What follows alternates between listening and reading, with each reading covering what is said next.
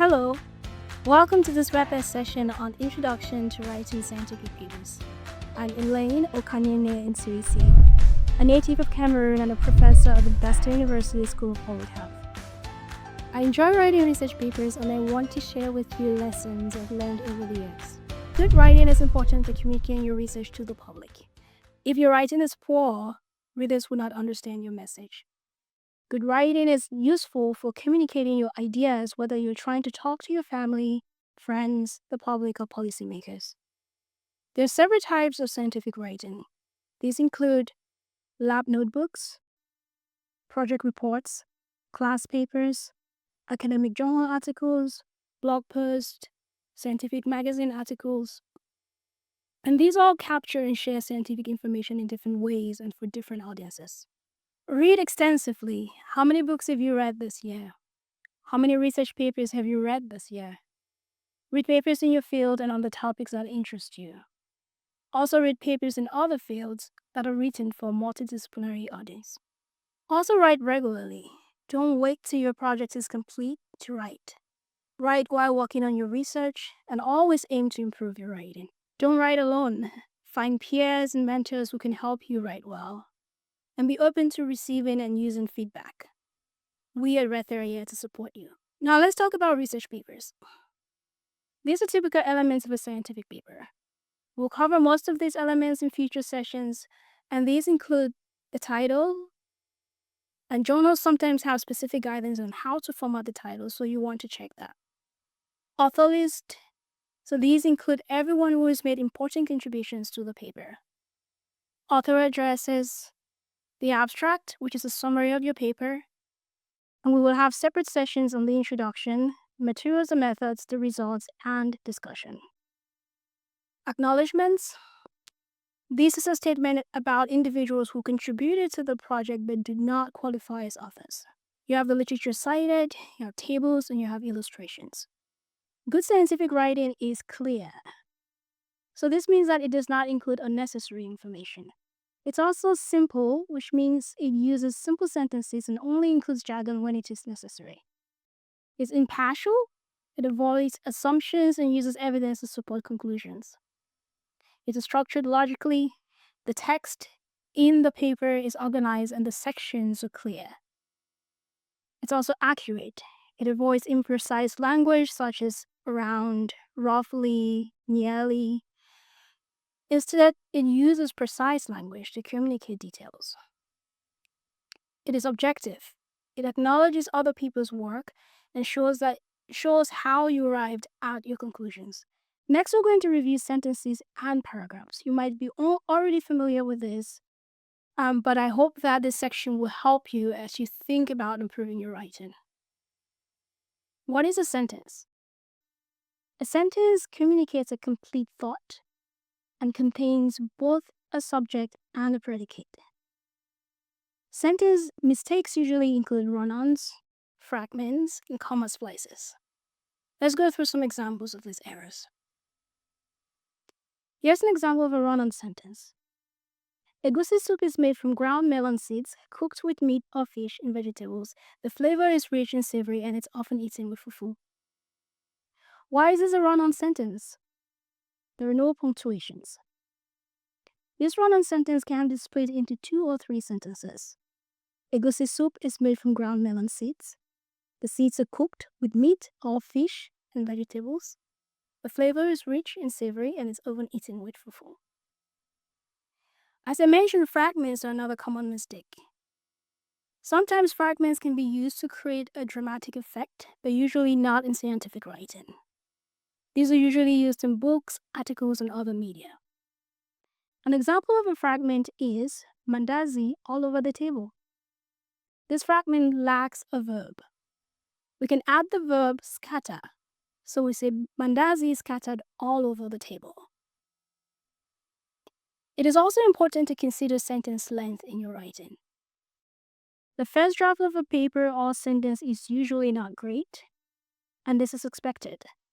Sometimes you have to rewrite a sentence or paragraph or the entire paper multiple times to clearly communicate your ideas, and that's completely okay.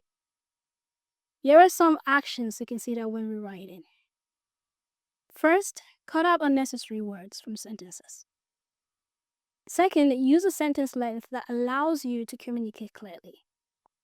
Third, use no more than 20 to 25 words in a sentence. So let's look at some examples. At the present time, we are conducting new experiments.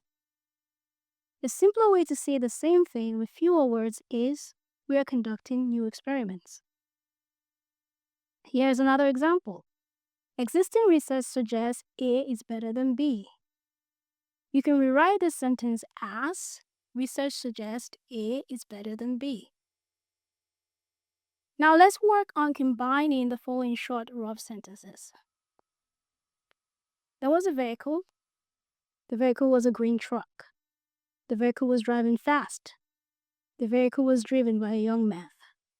The vehicle stopped when the man saw the traffic light turn red. The vehicle made a screeching noise. We can apply the second and third tips that I previously mentioned. We can use a sentence length that allows you to communicate clearly, and we can use fewer than 25 words. Here are two options for combining the sentence we just saw. A speeding green truck driven by a young man screeched to a halt when the driver noticed the red traffic light. You can also write this sentence another way. You could say a green truck driven by a young man was speeding down the road. It screeched to a halt when the traffic light turned red. How can we combine these sentences? You can think of other ways to combine the same sentences that we just discussed.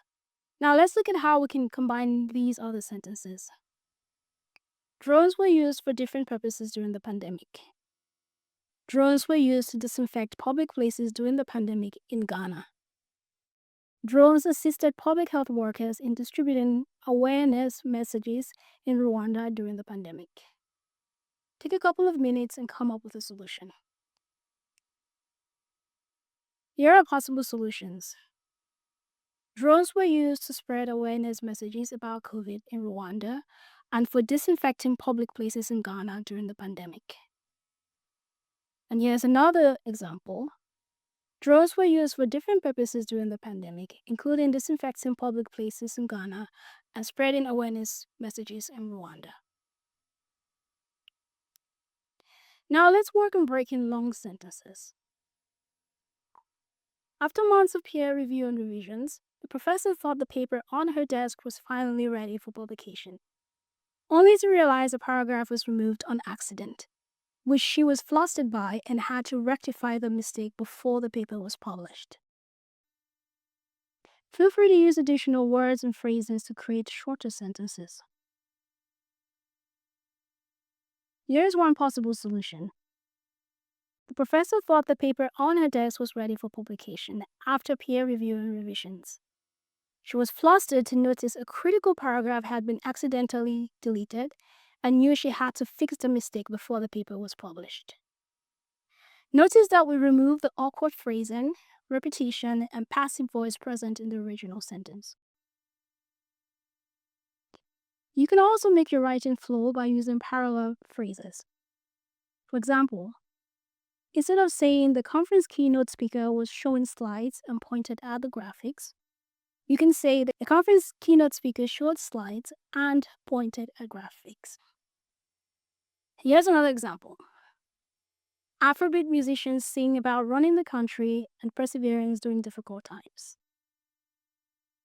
You can write these as Afrobeat musicians sing about running the country and persevering during difficult times. The goal of writing is to communicate. One way of making what you write more digestible is to simplify the words you use and shorten or break up run-on sentences. For example, the following sentence can be simpler. At the current moment in time, I feel confident that the youths in Africa will bring positive changes to the continent. You can rewrite the sentence as, African youths will change the continent for good. Or, youths will create positive change in Africa. Also reduce jargon and complex wording to make your writing easier for people not in your field to understand.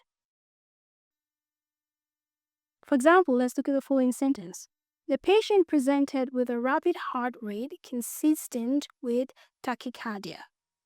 This sentence might be sufficient for a medical journal.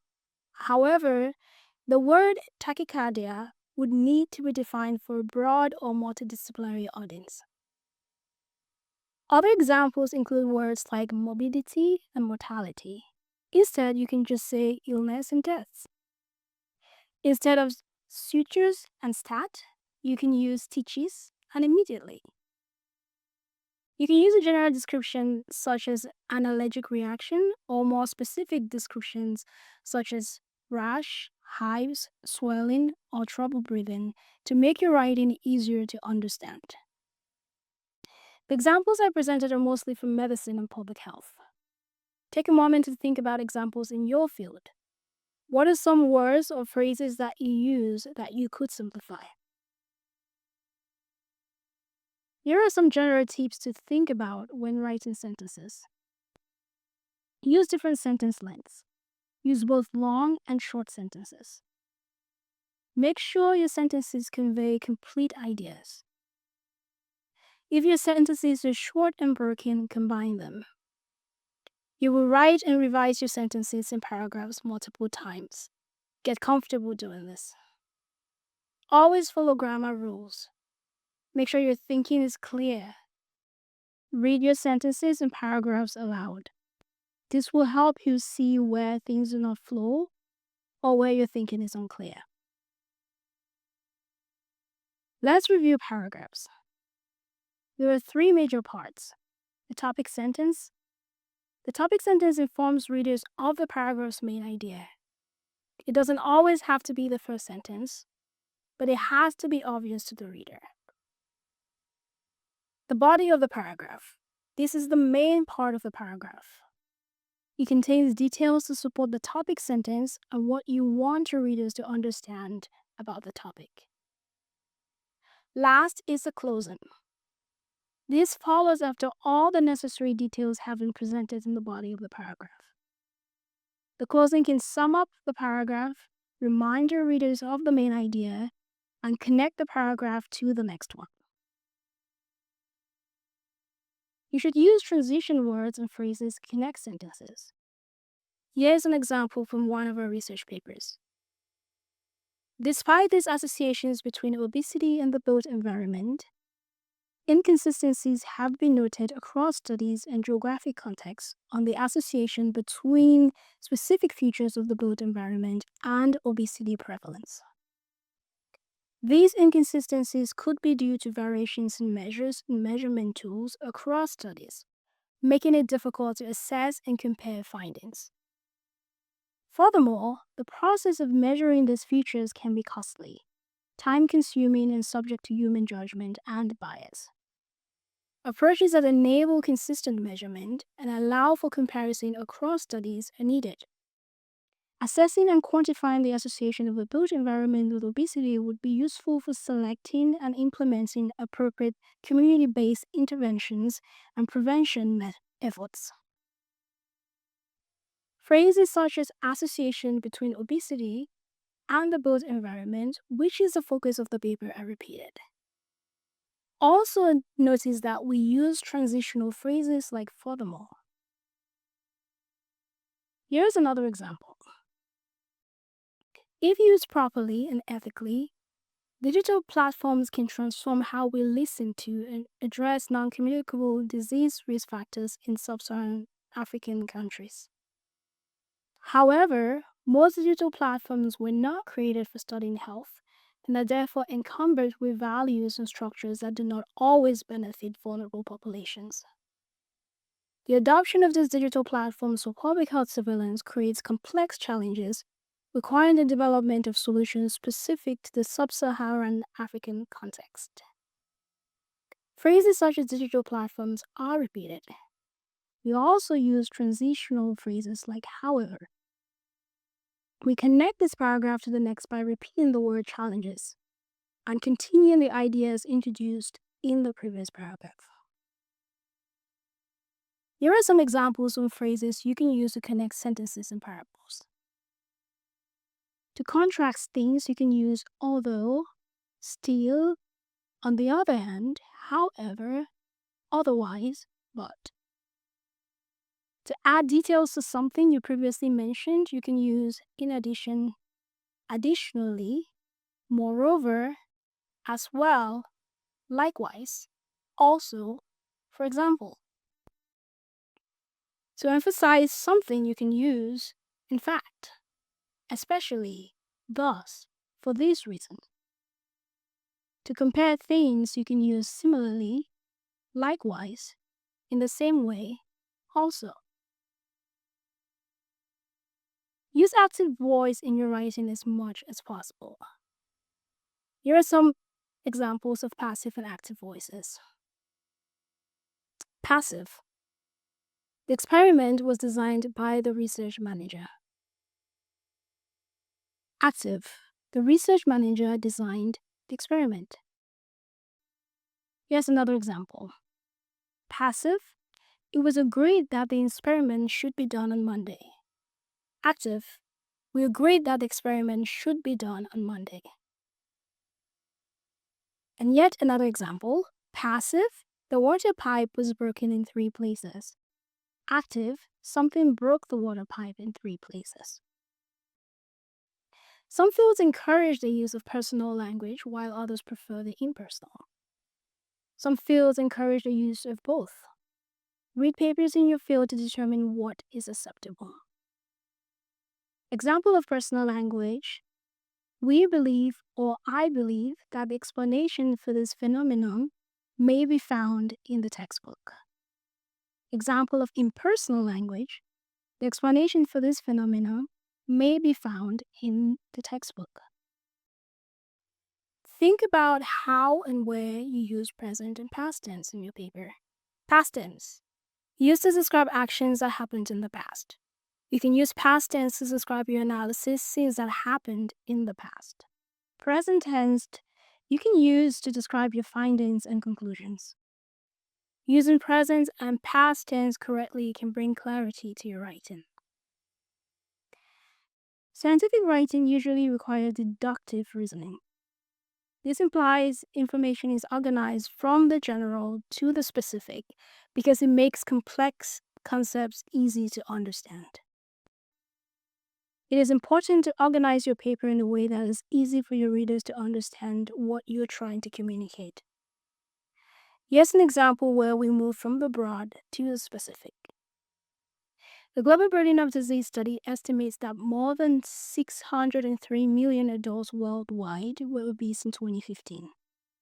In the United States, more than 1/3 of the adult population is obese, and 46 states have an estimated adult obesity rate of 25% or more.